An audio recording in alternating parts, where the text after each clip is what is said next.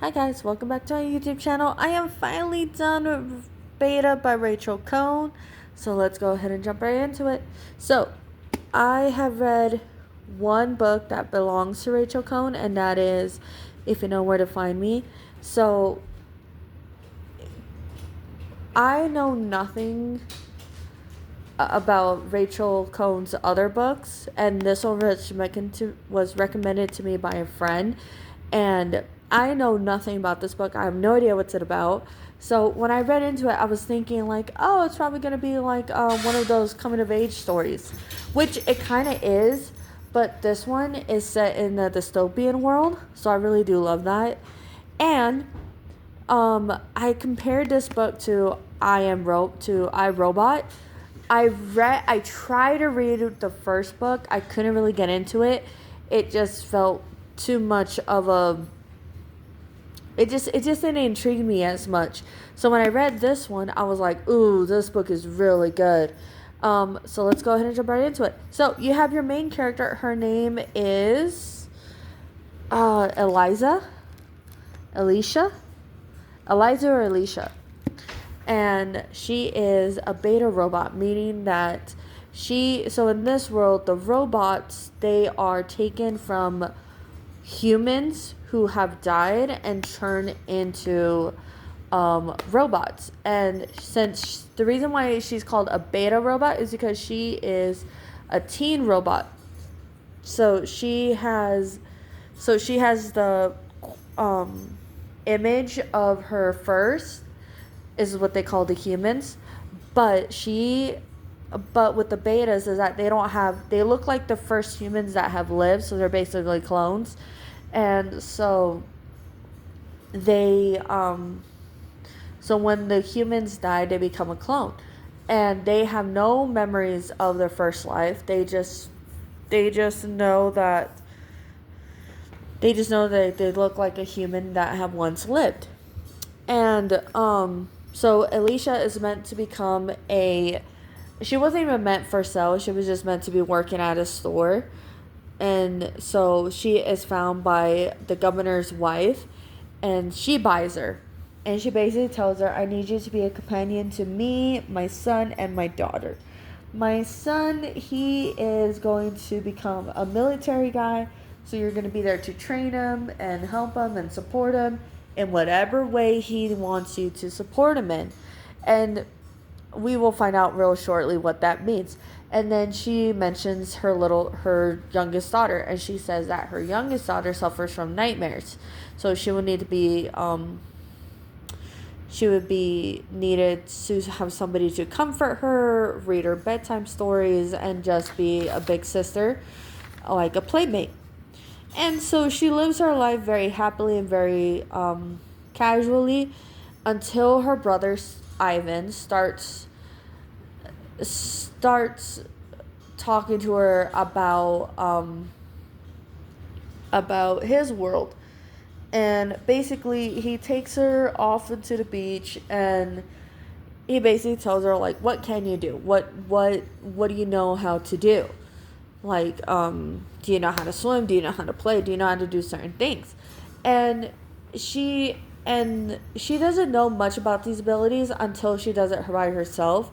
And yes, she can swim, and she's an excellent swimmer.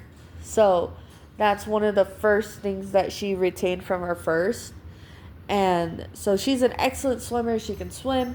So Ivan, the brother, is very happy about this, and he's like, okay, cool, now you can come with my friends, and we can go down to the beach together and just hang out. And then they start doing this thing called um Axaria Ruxaria. It's some sort of drug that they're doing, and basically if the humans do it, it's basically steroids or like a high drug. And so the humans take it and they feel all happy and bubbly. But when the beta takes it, she goes, huh, I don't really feel anything. And this is where it starts to become a little bit weird, because even though she's a robot, she shouldn't have feelings, she shouldn't have taste, she shouldn't have any memories of her past life, but she does. And she starts slowly to realize that she's not a normal beta. She is a defect. And so it creates some sort of like her programming starts becoming complex where she doesn't know what to do with that sort of information. So she's very conflicted. And yeah, so weird things are starting to happen.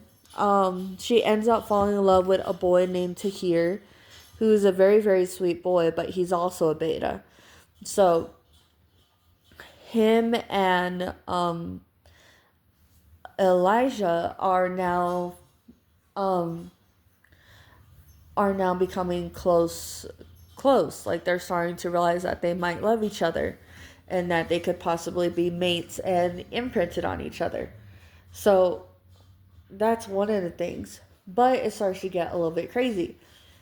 So nobody on the island knows that Tahir is a clone. Everybody sees him as just a regular person. So his parents keep it on the down low to where they want him to feel like a human, because that's how Tahir was. He was human. And so they're just trying to create this clone to become more human. And Elijah lives with them for a week. They start having feelings. And then when she comes home, she starts to realize that her mom is acting strange. Her dad is acting strange. Her sister is still the same, but Ivan is acting more and more not like a brother, but he's becoming very